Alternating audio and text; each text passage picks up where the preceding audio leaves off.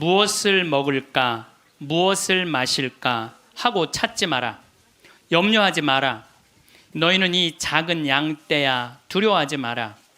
한국인이 가장 준비 없이 혼란스럽고 많은 고통을 받고 가장 많은 비용을 쓰면서 가장 불행하게 죽어간대요, 한국 사람들이. 근데 왜 우리는 죽음의 준비가 없이 혼란스러우냐? 끝까지 안 죽으려고 그래요. 끝까지.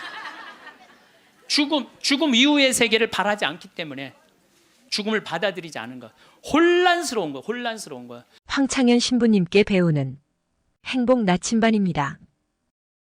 행복 특강 가르침 배우기를 시작하겠습니다.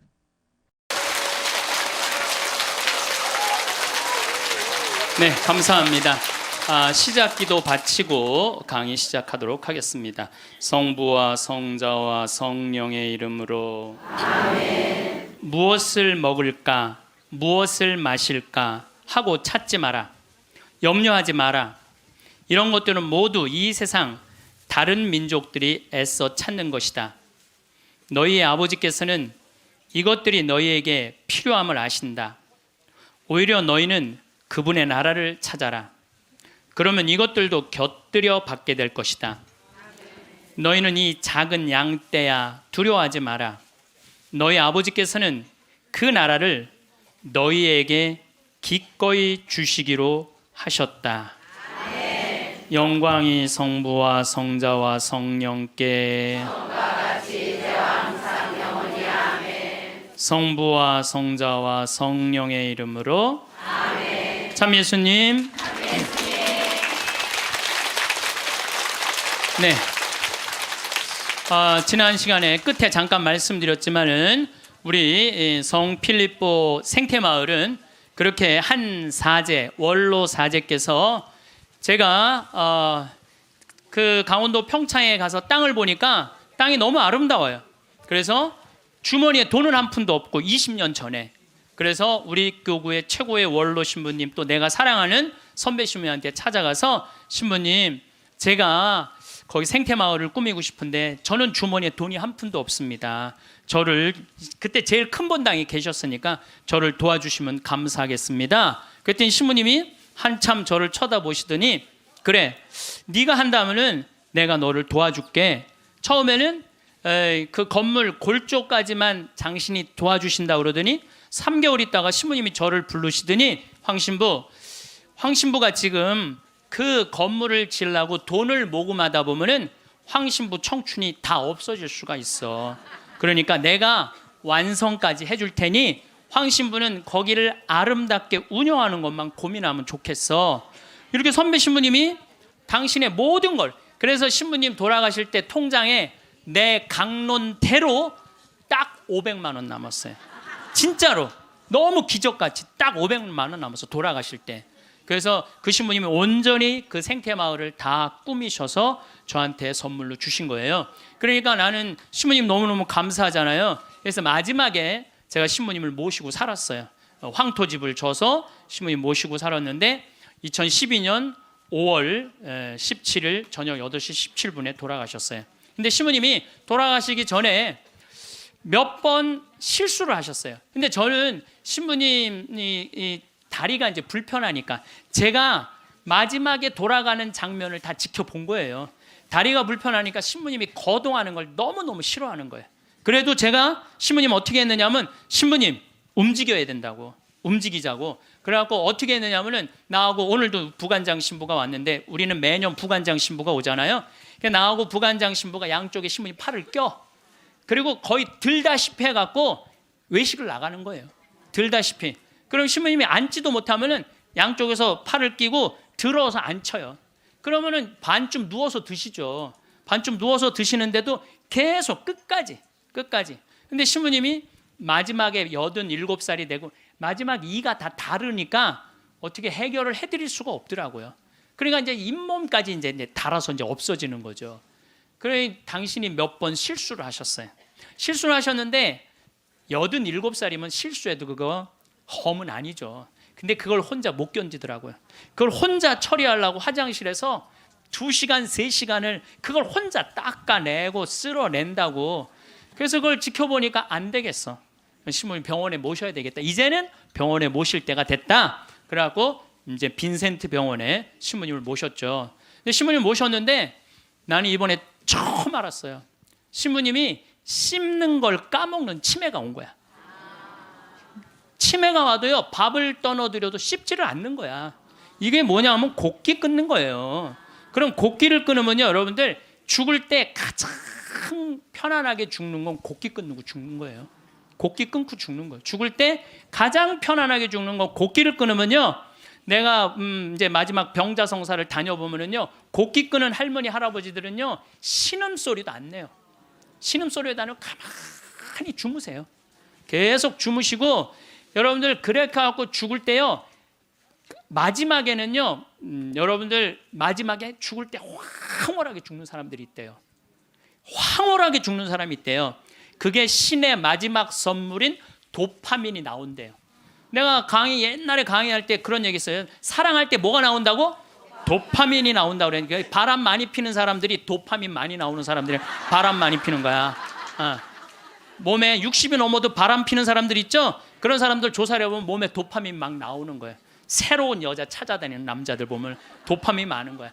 그만큼 사람을 황홀하게 해준대요. 이게 신이 내린 마지막 선물이래. 그런데 마지막 곡기를 끊고 돌아가시는 분들은 마지막에 도파민이 나와서 죽을 때 굉장히 행복하게 죽을 수 있대요. 그러니까 얼마든지 죽을 때 괴롭게 죽는 것만 생각하실 필요는 없다는 거야. 곡기를 그냥 씹는 걸까? 그래서 이제 물리치료사가 와갖고 계속 씹는 법을 가르쳐 주더라고요. 그래서 우리 신부님 이제 도저히 안 되겠다고 씹는 걸 까먹는 치매가 와서 그 다음 조치를 취해야 되겠다는 거야. 그럼 그 다음 조치를 뭐냐니까 목에 구멍을 뚫는 거라는, 목에 구멍을. 영국 이코노미스트지에서, 발음이 잘 안 나오네.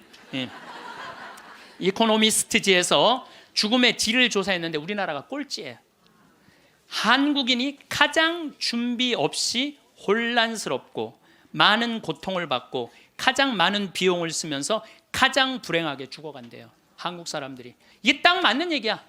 제가 지금 장장 9시간에 걸쳐서 죽음에 대한 얘기를 하죠. 근데 왜 우리는 죽음의 준비가 없이 혼란스러우냐? 끝까지 안 죽으려고 그래. 끝까지.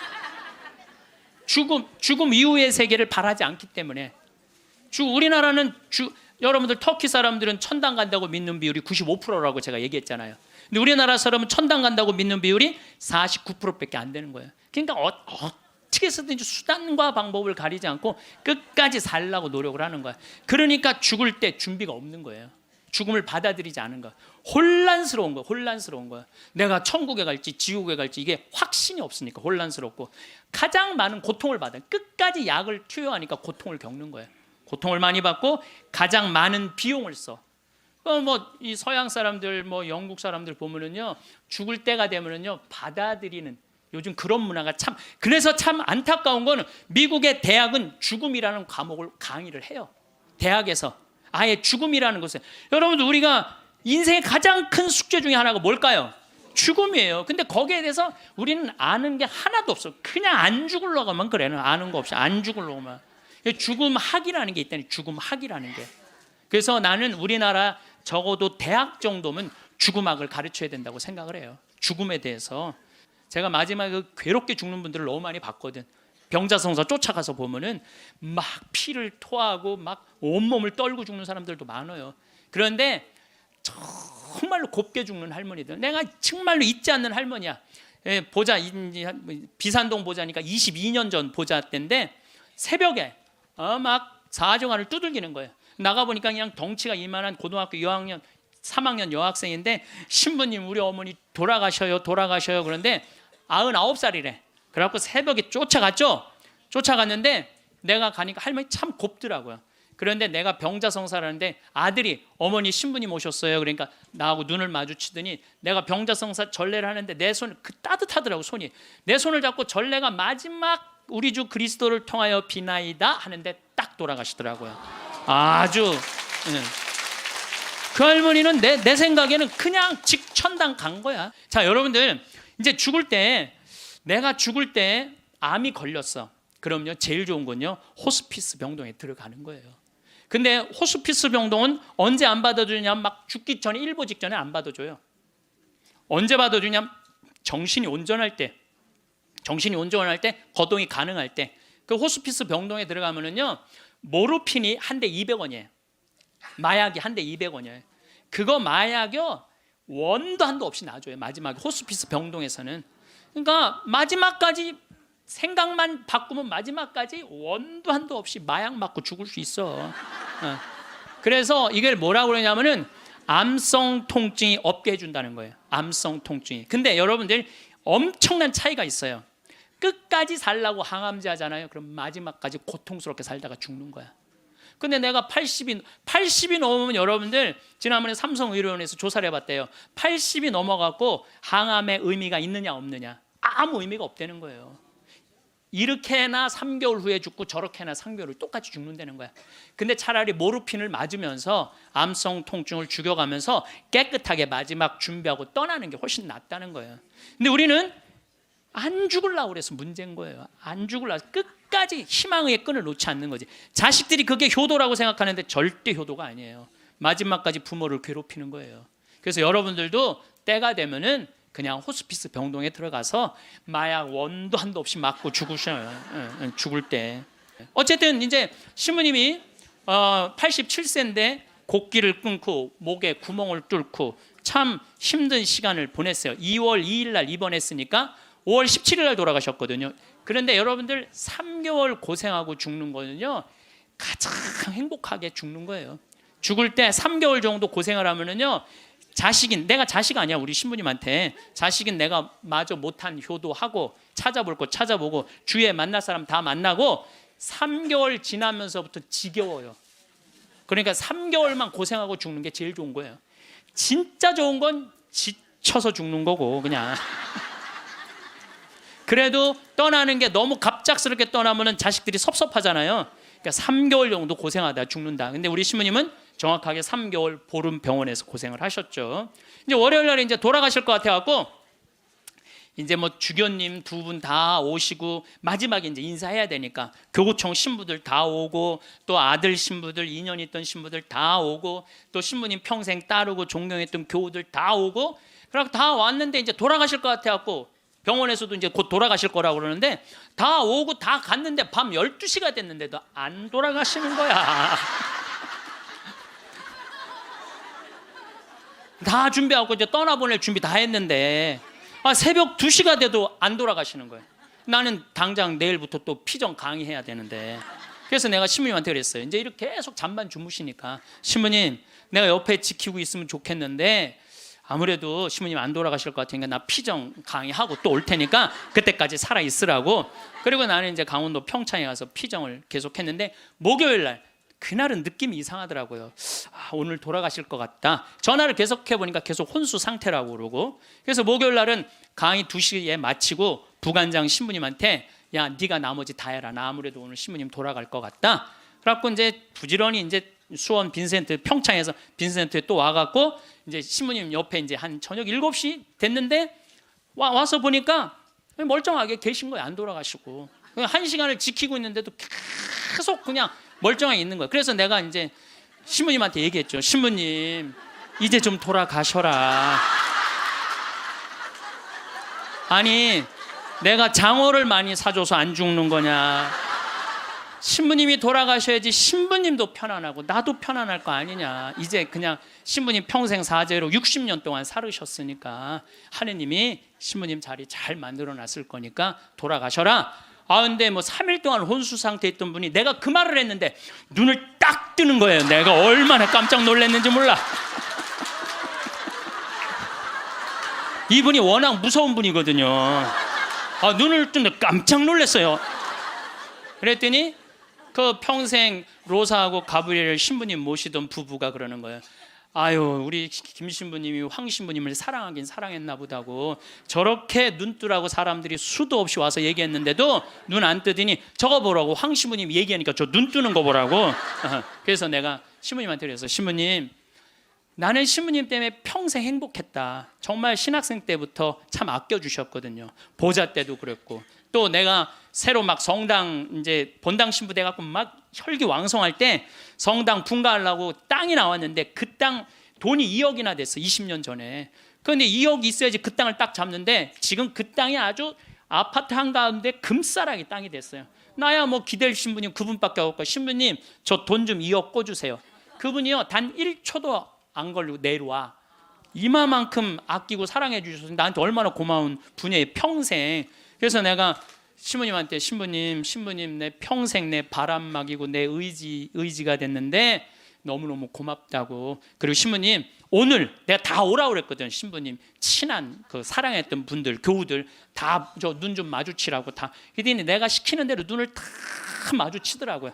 그럼 마지막에 이제 내가 손을 꼭 잡고 신부님 너무너무 고마웠다고. 근데 신부님이 내 손을 꼭 잡더니 눈을 그대로 숨을 거두시더라고요. 네, 그래서 아니 나는 우리 신부님처럼만 죽을 때 죽는다면 원도 한도 없겠어요. 원도 한도 없. 그래서 이제 의사가 와갖고 사망 선언을 하더라고요. 그래서 이제 신부님 떠나 보냈어요. 근데 신부님이 그게 문제가 아니야. 신부님하고 평상시에 뭐가 제일 신부님하고 싸웠느냐면 이놈의 영정 사진 때문에 제일 싸웠어요. 영정.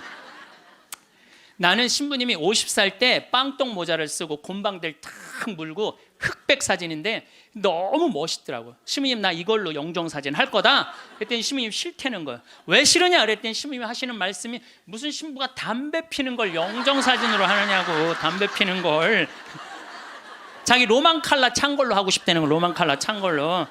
그래서 60대로 할 거냐 70대로 할 거냐 80대로 할 거냐 그거 갖고 맨날 싸웠어요. 이걸로 할 거냐 저걸로 할 거냐. 그래서 우리 로사하고 가브리엘 형제자매하고 우리 저기 센시하고 신부님 고를 자격이 없다고. 우리가 그냥 신부님 돌아가시면 우리가 얹어놓으면 그걸로 끝이라고. 예? 아무리 신부님이 살아생전에 대단했더라도 죽으면 뭐 마음에 안 든다고 관뚜껑 열고 나와서 바꿀 거냐. 우리가 할 거다. 근데 결국은 신부님 70살 때 찍은 영정 사진으로 하고 이제 내 사무실에 지금 이렇게 걸어놔갖고 내가 저 퇴근합니다. 그리고 요즘도 그렇게 했는데 우리가 영정 사진도 문제예요. 여기 계신 여러분들 영정 사진 제대로 준비하는 사람 없어요. 자식들이 여러분들 어머니 영정 사진 찍읍시다 하고 여러분들 얼굴 들이대고 사진 찍을 수 있을 것 같아요? 여기 계신 분들 늙으면 죽어야 돼. 이거 새빨간 거짓말이에요. 새빨간 거짓말이에요. 내가 본당 신부할 때 87살 먹은 루시아 할머니 있었어요. 이 할머니 북에서 넘어와 갖고 남편 일찍 사별하고 자식 아들 둘 키웠는데 10년 동안 누워 있었어요. 그러니까 10년 동안 누워 있으니 얼마나 힘들어. 그러니까 내가 봉송체 갈 때마다 할머니가 신부님 나 이제 더 이상 사는 거 싫어. 나 이제 죽어도 여한 없으니까 신부님 하느님하고 친하지 않느냐고. 그러니까 나 좀 빨리 데려가게 해달라고. 기도 좀 해달라고. 그럼 내가 할머니 손 꼭 붙잡고 할머니 걱정하지 마세요. 내가 성당 가서 어떻게 해볼 테니까 걱정하지 마세요. 맨날 그랬어요. 네 할머니 내가 본당 이제 떠나고 평창 들어갈 때까지 안 돌아가셨어요. 네 할머니 93살에 돌아가셨어요. 근데 그 아들하고 며느리가 마지막에 이제 나한테 와서 어머니 돌아가셨다고 인사 보고하러 왔는데 그 며느리가 정말로 기가 막힌 얘기를 하더라고요. 신부님 우리 어머니가 맨날 나 데려가게 해달라고 나 빨리 죽고 싶다고 새빨간 거짓말이었다는 거예요. 왜 그러냐 그러니까 93살에 혼수 상태가 돼갖고 이제 분당에 있는 재생병원에 입원을 시켰대요. 그러니까 이제 그 며느리가 성가대원을 했었는데 성가대원들이 위로를 온 거야. 그러니까 이제 기도를 해주면서 그 안젤라라는 자매가 그 며느리한테 그랬다는 거예요. 아 이제 이번에는 돌아갔으면 좋겠다고. 이제 할머니 혼수 상태에 있는데 이번엔 돌아가셨으면 좋겠다. 그만 자매님 괴롭히고. 그리고 위로를 하고 갔대요. 근데 이 할머니가 혼수 상태에서 깨어나서 첫 마디가 뭔지 알아요? 안젤라 전현 만나지 말아라. 이게 첫 마디야. 이게 첫 마디.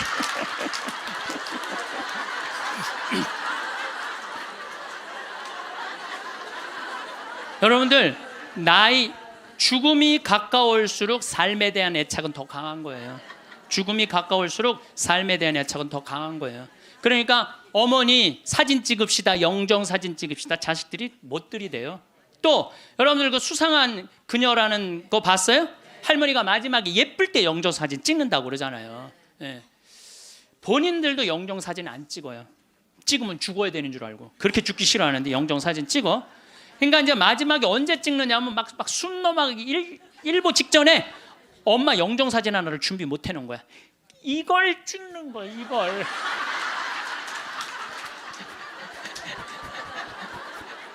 그래갖고 내가 조문을 가보잖아요. 그러면 머리 하얗고 다 이런 사진만 있어요. 안 그래도 슬픈데 이러고 있으면 더 슬프죠. 얼마나 고생을 하고 죽었길래 저러게 하고 저러고 죽나. 여러분들 영정 사진도요, 제일 예뻤을 때 찍어 놓으세요. 지금도 보면 다 이뻐요. 지금 보면 다 이뻐. 그럼 예쁘게 화장도 하고 곱게 해서, 뭐 머리가 하얀 분은 꽃모자 쓰면 되잖아. 꽃모자 딱 쓰고 얼마나 좋아요. 여기 어르신, 남자 어르신 분들도 집에 가서 40대 50대 한번 사진 보세요. 이야, 내가 이렇게 잘생길 때가 있었나? 그 사진으로 하세요. 보세요. 그 저기 수상한 그녀에서 그 나문희 씨가 이런 말을 해요. 내가 그래도 이쁜 얼굴로 할 때 자식들이 제사할 때 봐도 이쁜 얼굴로 보면 기분 좋다는 거죠. 근데 제사할 때 몇 년 할 건데 그냥 이런 걸로 제사를 할 때 그렇게 해요. 나는 장례미사 때 성가도 마음에 안 들어. 성가도 너무 슬퍼. 뭐 죽는 게 뭐 이렇게 슬프다고. 그래서 나는 장례미사 때 난 성가 난 다 정해놨어요. 아예 성가 번호 못 정하게 내가 정해놨는데, 나는 처음 성당 나가서 배운 성가가 주날개미 씨예요. 나 그거 입당 성가로 정해놨어요. 주날개미 내가 편히 쉬리라, 어두운 이 밤에 바람 부나 아버지께서 날 지켜주시니 겁내지 않고 잘 쉬리로다. 주날개미 즐겁도다, 그 사랑 끊을 자니뇨. 주날개미 쉬는 내 영혼 영원히 살게 되리라. 영원히 살게 된대잖아요. 얼마나 좋아. 입당성가. 봉헌성가는 내가 성모님을 참 좋아해. 사실 난 중학교 때 성모님 싫어했어요. 왜 싫어했냐면 학교만 가면 교회 다니는 애들이 니네는 마리아 교다고 말이 얼마나 싸움을 걸어오는지, 성당 가서 성모님 째려보면서 아유, 내 저 성모님만 없으면 애들한테 괴롭힘 안 당하는데, 내가 맨날 이랬어요. 근데 고등학교 때부터 성모님이 너무너무 좋은 거야. 이야, 세상에 이런 아름다운 분이 있구나. 여러분들, 우리 지금 새로운 보좌 신부님이 기가 막힌 강론을 며칠 전에 하셨어요. 여러분들, 믿음으로 저 산도 온 길이, 그거 알죠? 근데 나는 그게 이해가 안 가. 어떻게 아무리 믿음이 강해도 산을 옮길 수 있느냐. 여러분들, 그 받아들여져요? 나는 이게 뻥치는 것 같아, 아무래도 예수님이. 근데 부관장 신부님이 뭐라고 그랬냐면은, 성모님은 믿음으로 온 우주의 주인을 이 세상에 옮겨놨다는 거예요. 온 우주의 주인을 이 세상에 옮겨놨다. 그게 성모님의 믿음이 아니면 그게 가능했겠냐 이거예요. 그 시간이 가면 갈수록 성모님이 너무너무 좋은 거야. 그래갖고 나는 그 본당 신부할 때, 성모의 밤 할 때 5월에 성모님 머리에 장미화관 이렇게 해놓고 교우들이 예쁜 옷 입고 와서 초봉헌하고 막, 그럼 내가 제일 좋아하는 성가 253번이에요. 내 머리를 꾸미오니. 내 머리를 꾸미오리, 장미화와 백화파로 유향연기 피우오리. 마리아여 내 주 위에. 얼마나 좋아요. 그래서 나는 이 성가는 내 장례 때 봉헌성가야. 내 봉헌성가, 성모님한테 봉헌하고. 그 다음에 그 성체성가는 내가 그래도 신학교 다닐 때 목소리가 커갖고, 노래를 잘해서가 아니라 목소리가 커갖고 신학교 축제 때 독창을 많이 했어요. 그때 내가 늘 즐겨 부르던 노래가 시 프랭크의 파니스 안젤리쿠스예요. 파니스 안젤리쿠스 피 파니스 미눔. 이건데 이건 일반인이 못 불러, 음이 높아갖고. 그래서 난 죽을 때 아예 성악가 한 놈을 사놓고 죽을 거야. 아예. 야, 너 나 죽으면 꼭 가서 불러라. 아예 돈을 줘놓고. 예. 퇴장성가는 내 한평생을 예수님 안에 내 온전하게 그 말씀 안에 내 결코 뒤를 바라봄 없이 그분만을 따릅니다. 얼마나 좋아, 한평생 예수님 따른다는 거. 나는 내 장례 때 이런 성가 울려 퍼지는 거 원하지 않아요. 오늘 이 세상 떠난 이 영혼 보소서, 이런 거 원하지 않아. 내가 뭐 죽으러 가?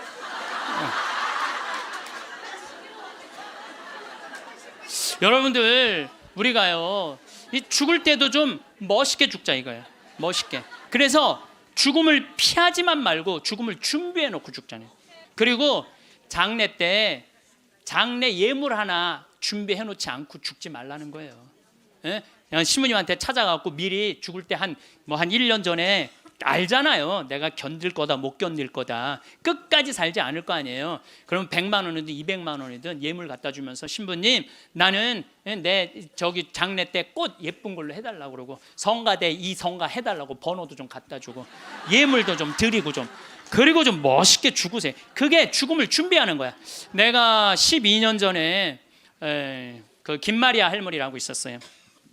폐암으로 86세에 돌아가셨는데 병자성사를 청하더라고요. 가보니까 할머니가 그러는 거예요. 신부님, 머리맡에 저 봉투 좀 꺼내보라는 거예요. 꺼내보니까 4천만 원이 들어있어요. 할머니, 이게 뭐냐 그러니까, 신부님, 내가 평생을 살면서 40의 과부가 되었고 자식을 6을 키웠대요. 그야말로 뼈가 빠지게 살았대요. 뼈가 빠지게. 근데 신부님이 본당 신부님으로 딱 오시더니 누가 고생만 하다 죽으라고 그랬느냐고. 예수님이 그런 적 한 번도 없다고. 예수님은 맨날 먹고 마시고 노는 게 일이었다고. 성서에 그 말이 나와요. 저 사람은 맨날 먹고 마시고 논다, 이게 성서에 나온다니까요. 아시죠? 네, 그게 일이었던 분이야. 근데 우리는 왜 뼈가 빠지게 고생만 해야 돼? 우리도 예수님 닮으려면 먹고 마시고 놀아야지. 그래갖고 내가 성당 본당 신부할 때 할머니 할아버지들한테 그랬어요. 할머니 할아버지들, 우리 제주도 여행 가자. 자기 돈으로 돼갖고 여행을 안 가면 누가 돼서 가야 돼? 자식들이 돼야 되잖아요. 근데 누가 늙은 엄마 데리고 제주도 여행을 가요? 신혼여행이나 가지. 그래갖고 돈 걱정하지 말아라. 여기 헌금봉투에 돈 많다. 이걸 가지고 가자. 그래갖고 성당 예산으로 할머니 할아버지 200명 데리고 제주도를 4박 5일 갔었어요. 그런데 딱 비행기를 탔는데 그 기장님이 딱 능평성당 노인대학, 대건 노인대학 할머니 할아버지들 환영합니다. 즐거운 여행 되십시오. 할머니들이 깜짝 놀라는, 이게 뭔 소린가? 평생 그런 대우를 받아봐요. 비행기 기장님이 여행 잘하시라고 그러니. 그리고 이제 마라도를 가는데 그날따라 날치가 날아가는데 막 30m씩 날치가 날아가는데 막 기가 막힌 거예요. 그러니까 이 할머니들이 신부님이 손잡고 회 먹으러 가지, 배 타러 가지, 얼마나 신나요. 그러면서 그 할머니, 마리아 할머니가 그래요. 내 평생 신부님하고 산 3년처럼 행복했던 적은 없다는 거예요. 신부님이 청와대도 데리고 가고, 청와대도 여러분들, 청와대도 신청만 하면 다 들어갈 수 있어요. 청와대도 신청만 하면 다 들어가. 그 다음에 강원도 생태마을은 내가 그 주인이니까 맨날 3박 4일씩 할머니들 데려와서 놀고 래프팅 태워주고. 그러니까 자기는 그 3년 동안 사는 게 인생에 그렇게 행복했을 적이 없었다는 거야. 정말 성당 가는 게 소풍 가는 기분이었대, 매일매일. 근데 신부님 말대로 내가, 할머니가 돈이 많았는데 쓸 줄을 몰랐던 거야. 돈이 많았는데 이 2천만 원은 어려운 이웃한테 도와주면 좋겠다. 그래서 내가 그 영월에 도와주는 저기 보육시설이 있어요. 거기 갖다 주고, 신부님 이 1,000만 원은 신부님 미사 드릴 때 성작은 꼭 내가 봉헌한 걸로 하고 싶다는 거야. 새로 성당이 신설 성당이니까 참 할머니가 똑똑하기도 해요. 그래갖고 이제 그걸 이제 해갖고 이제 성작하고 성합하고 해서 아주 좋은 걸로 했죠. 이 1,000만 원은 뭐냐 그러니까, 신부님 이거는 자기 미사 예물이라는, 나 죽으면은 나를 위해서 미사 드려달라는 거야. 내가 그 할머니 1년에 300번 거의 미사 드려줬어요. 거의 한 5년 동안에 매일 그렇게 드려줬고 요즘도 1년에 30번 해요. 여러분들 자식이 여러분들 1년에 여러분들 위해서 30번 위령 미사 낼 것 같아요? 그러니까 나한테 갖고 오라고.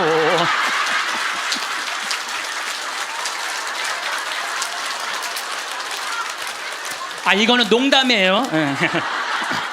이거는 농담이고 본당 시무님한테 갖다 드리세요. 본당 시무님한테. 그래서 뭔가 자기 죽음을 준비할 줄 알아야 돼. 나는 어떻게 살 것이고 어떻게 죽을 것인가. 내 영정 사진은 어떻게 해놓고 이렇게 준비를 하나하나 해두시면서 삶을 이렇게 멋있게 아까 이혜인 수녀님처럼 이렇게 빨랫줄에 늘어놓고 내 삶이 이렇게 노을에 물들듯이 이렇게 바라볼 수 있는 그런 분들이 저는 됐으면 좋겠어요. 여러분들 내가 2017년 9월 30일부터 10월 9일까지 추석이 끼어갖고 황금 연휴야. 2017년이라 봤자 이제 뭐 3년밖에 안 남았잖아요. 여러분들은 뭐 황금 연휴하고 아무 상관없는 분들이지만은 계속 황금 연휴잖아. 지금 계속 앞으로 50년 동안 황금 연휴. 근데 어쨌든 우리 생태마을에 매년 이제 정월만 되면 나한테 와갖고 세배를 하는 아이들이 있어요. 내가 얘네들을 언제부터 봤냐? 중학교 3학년 때부터 봤던 애들이야. 그래갖고 저기 다시 또 본당 신부로 가갖고 혼배해주고 걔네들 난 애들 유아세례 주고 뭐 다 그랬던 애들인데 아버지 같은가 봐. 근데 사실은 1월 1일에 오면은 나는 1년 동안 에너지를 다 쏟아 넣어갖고 12월 한 25일부터 한 1월 5일까지는 아무도 안 봐요. 내 방에만 있죠. 그냥 혼자 있는 게 너무너무 좋으니까. 그래서 와도 잘 안 놀아줘요. 안 놀아주는데도 20년 동안 변함없이 오는 거야. 마음이 짠하더라고요. 그래서 작년에도 또 올해도 또 왔고 작년에 왔길래 얘들아 내가 너희들하고 못 놀아줘서 미안해. 너무 내가 지치고 힘들 때 니네들이 와서 못 놀아줘서 미안한데 대신 2017년 9월 30일부터 10월 9일까지 지금 다 직장 다니니까 황금 연휴야. 내가 그때 너희들이랑 동유럽 여행을 갈게. 그랬더니 얘네들이 너무 신난다는 거야. 그래갖고 얘네들이 벌써 개모임을 시작을 한 거야. 근데 여러분들 사람이라는 게요 계획이 있잖아요. 삶이 지겹지가 않아요.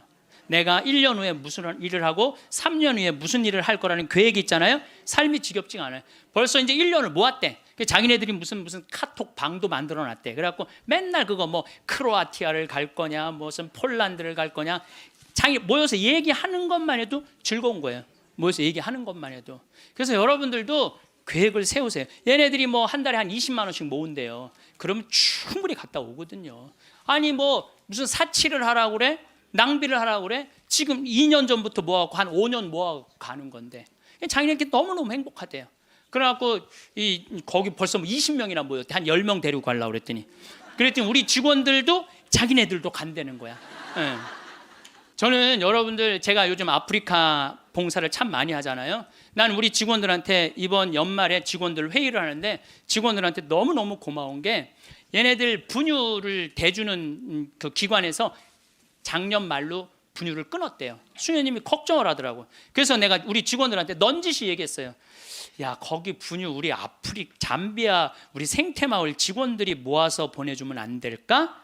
그랬더니 직원들이 막 회의를 하더니 30명 직원들이 하겠다고. 보니까 1년 내내 분유를 대줄 수 있겠더라. 우리 직원들이 이렇게 내는 걸 보니까. 우리 또 보좌 신부님은 11조를 또 한대요. 신부된 지 1년밖에 안 된 신부인데 자기는 꼭 11조 하나님한테 봉헌한대요. 전 신부는 안 그래도 되는데 굳이 그럼 보좌 신부가 이제 한 달에 이제 10만 원씩 내놓을 것 같아 보니까. 그러니까 뭐 합치면은 걔네들 뭐 분유 충분하게 먹을 수 있을 것 같아. 그래서 여러분들도 아프리카 가는 거를 멀게 생각하지 마세요. 아프리카 여러분들 얼마면 가느냐? 비행기가 한 230만 원이야. 그리고 여러분들 한 달에 30만 원이면 여러분들 먹는 거 충분히 떨어져요. 30만 원만. 그럼 230만 원에 30만 원이면 360만 원 아니에요. 그렇죠? 600만 원. 그리고 400만 원은 거기다 주고 1000만 원만 있어도 아프리카 1년 갔다 올 수 있어요. 거기 가면 여러분들 할 일 너무너무 많아요. 지금 옥수수가 막 자란대. 풀도 뽑고 또 애들도 씻겨주고 병원 청소도 해주고 또 내가 이제 이번 여름에 대학생 40명을 데리고 아프리카에 갈 거예요. 여러분들 자녀들 또 이 방송을 보는 분들 중에서 원한다면 아프리카 우리 생태마을로 자원해 주세요. 그리고 이번에는 가갖고 우리 문화교류도 할 거야.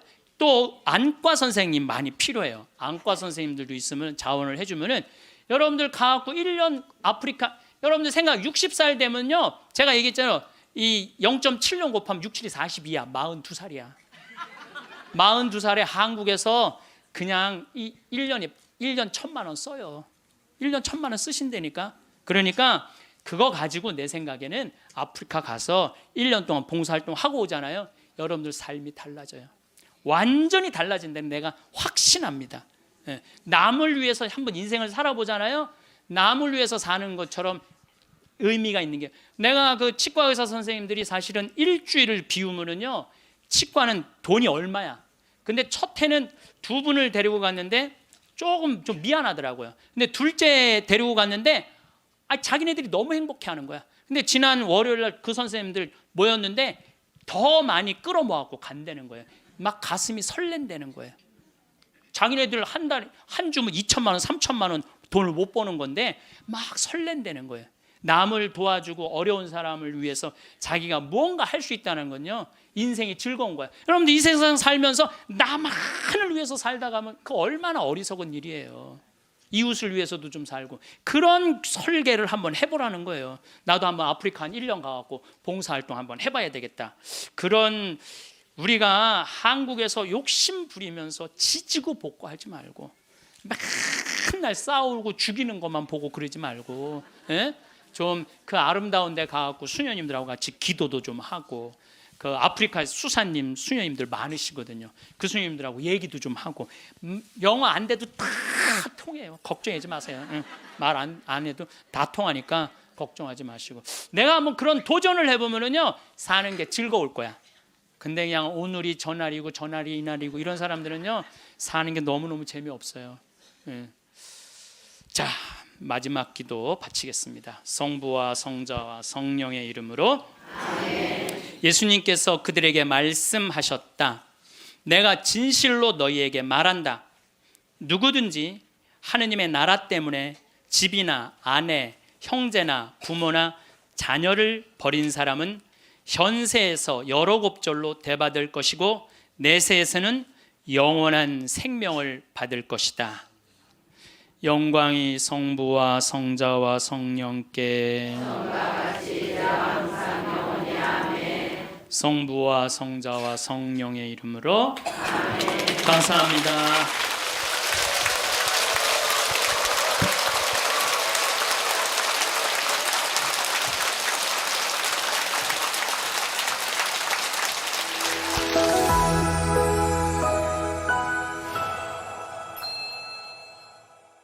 죽음을 맞이할 때 사람들이 가장 많이 후회하는 것은 인생에서의 중요한 가치를 놓치거나 충분히 살지 못했다고 느끼는 것과 관련이 있습니다. 여러 연구와 간호사들의 경험에 기반하여 사람들이 죽음의 순간에 자주 후회하는 것 10가지를 정리해보면 다음과 같습니다. 첫째, 자신답게 살지 못한 것. 남들이 기대하는 삶을 살기 위해 자신의 꿈과 열망을 포기한 것을 후회합니다.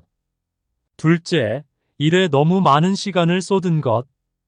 일에 지나치게 몰두하여 가족, 친구, 여가 활동에 소홀했던 것을 아쉬워합니다. 셋째, 감정을 솔직하게 표현하지 못한 것. 자신의 진정한 감정을 억누르거나 솔직하게 말하지 못해 관계가 깊어지지 못했던 것을 후회합니다. 넷째, 사랑하는 사람과 더 많은 시간을 보내지 못한 것. 가족, 친구들과 함께하지 못했던 순간들이 아쉽고 후회스럽습니다. 다섯째, 친구들과의 관계를 유지하지 못한 것. 시간이 지나면서 친구들과 소원해진 것을 후회하며 더 자주 만나고 소통하지 못한 것을 아쉬워합니다. 여섯째, 자신의 건강을 소홀히 한 것. 건강을 돌보지 않아 병이나 고통을 겪은 것에 대해 후회합니다. 일곱째, 행복을 추구하지 않은 것. 사소한 것들로 인해 스트레스를 받고 행복을 느끼지 못한 것을 후회합니다.